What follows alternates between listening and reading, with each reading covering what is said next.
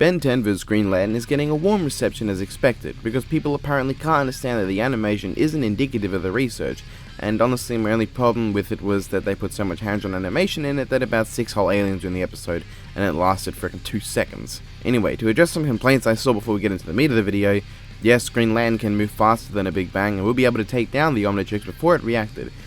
Although this scissor is bullshit. Yes, Green Lantern wouldn't be erased by Alien X that slowly, rather nothing would happen at all, but his ring glowing a bit more and protecting him from the erosion. And yes, Green Lantern is more powerful than Alien X, read the damn pop-ups, although this is only pre-Crisis Lantern.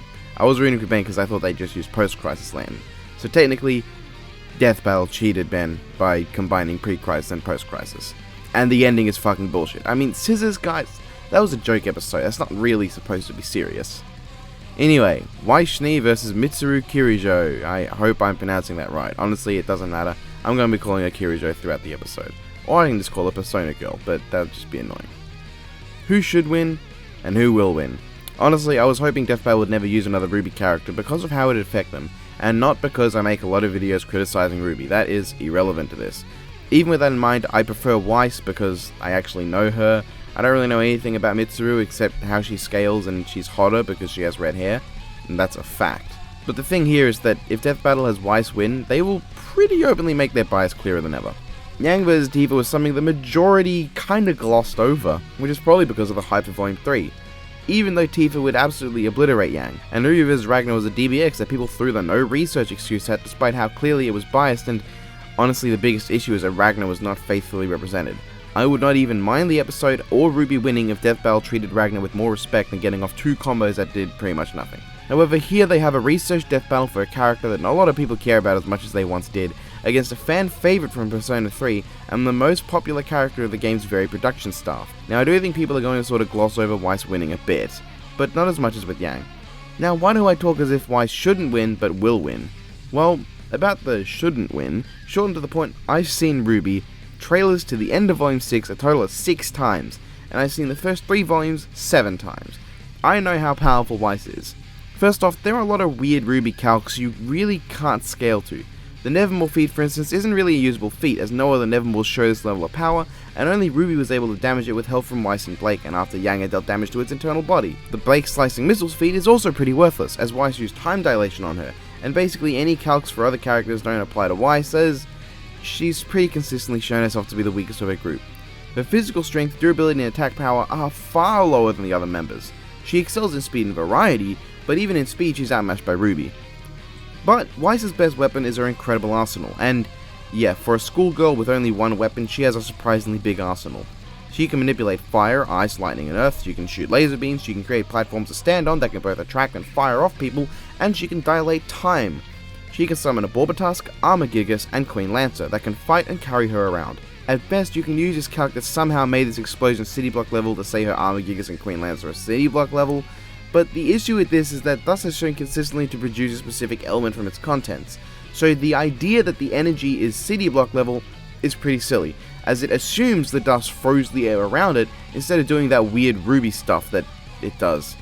And even if this is City Block level, the issue with feats like this, including Storm feats, is that they don't take into account whether that amount of energy is actually being exerted into or onto a foe, or is even able to be converted into attack power. It's possible the energy needed to freeze this area was City Block level, but there's no indication that that amount of energy and force was transferred into the Queen Lancer. In the same way, I don't think a planet level Storm feat makes a character planet level, unless they show that they can convert this power into direct attacking strength. Because if the amount of power used to create that storm is exclusive to the ability to create storms, then they can't produce a direct attack with planetary power. Then there's people comparing her to Ruby staggering the mech that I've lampshaded as stupid as fuck before. This is clearly an outlier. Ruby has never shown feats like this before or since, and I mean, by since I mean against the Leviathan. There's no reason for her to be any stronger here than at any other point, and there's no indication of any significant power boost. However, I agree with the calculation in Volume 2 where she created the dome, I agree with the fact she can one-shot Nevermores now with the Armagigas, and I agree she's probably very high building level. However, the issue is that, say, Versus Wiki is hinging all of Ruby's power scaling on this one box feat that I don't agree with. Now, hinging all your power scaling on one feat or one statement, that is understandable if you can back it up. However, this feat, it's got too many issues to it. But let's say that's viable. let's say for the sake of argumentation that Weiss is city block level. How does that compare to the other half of this equation? Well, Mitsuru is fast enough to dodge natural lightning, pretty much faster than any of Weiss's feats with that alone, and was able to take hits from and damage Erebus, which is able to hit with mountain busting force. This means at the very least, her durability is mountain level, and if she can damage it, then so is her attack power. So that's pretty much the end of the fight right there. Mitsuru's personas include Penthesilea and Artemisia, very uncreatively named after Penthesilea and Artemis. I know, but it works, okay? Penthe, as I will call her, can attack with ice and freeze foes. She can make those panic and drain energy from them too. Also, with analysis, it is able to read the stats and resistances of opponents, meaning you would pretty well be able to read the stats of Weiss and identify where her physical strengths are. Although, I don't think it would be able to read her semblance, dust, and aura, as those don't exist within the world of Persona. And in Persona Q, it can triple Kirijo's next magic hit. Artemisia, however, is the form that Penthe takes when she evolves into her ultimate form. It completely nullifies ice damage, but it's still weak to fire. It can increase its own ice attacks by up to 50% passively and reduce an opponent's ice resistance. It has a maxed out magic stat at its strongest in Persona Q, and Kirijo herself can lower the chance of taking critical damage, double her evasion, increase ice by another 50%, and perform ice attacks on her own. Also, it's possible that personas are invisible. It is implied in Persona 2 that people can't see them unless they have a persona, and in Persona 3 and 4, normal people seeing personas only happens in different realms such as the Dark Hour or the TV world. I'm not too sure on that. I'm not very well versed in Persona lore, but I read it up and it's possible. Okay, keep that in mind. It's not certain though. So, it's pretty clear who should win. Weiss can't even damage Mitsuru with her less than mountain level attacks and can't match her speed. Her very own Armagigas also can't beat Artemisia. However, one advantage is that she can fly. I don't think that's going to help much. However, what if Weiss wins? What bullshit might Death Battle try and put forward for that? Well, I have some ideas on how Death Battle will try to bullshit a win. 1. They'll discredit Kirijo's mountain feat, to which I'd say bullshit. They did a similar thing in Carnage vs. Lucy. In Carnage vs. Lucy, they completely disregarded the fact that Carnage defended against a bomb that could flash fry the world. And that's important. Now, first off, they stated it's a biological weapon. It's not, it's a chemical weapon. Biological weapons use biological entities. It doesn't do that. But also, the gene bomb was capable of flash frying the world, which means that regardless of the type of explosion, it would have had to have several megatons of force to cover the whole world. Also, their biggest issue was that it was incongruent to the rest of Carnage's feats. Regardless of if that's true or not, the fact is that Lucy blowing up the island is also incongruous to her feats. She never shows this level of power before or since. So, they can't just do that. The fact is, in this case, Mitsuru's mountain feat is pretty canon to the story, and honestly, a low ball, because high ball you could compare it to Nyx, but I'm not going to do that. That's stupid. I really think I fucked up the explanation here. Really, what I'm saying is that they can't just discredit the feat because it's separate to what she was able to show before or since. It happened, it's canon, and it's a low ball because she could be compared to Nyx. I just wanted to talk about Carnage vs. Lucy because I don't like that episode. 2.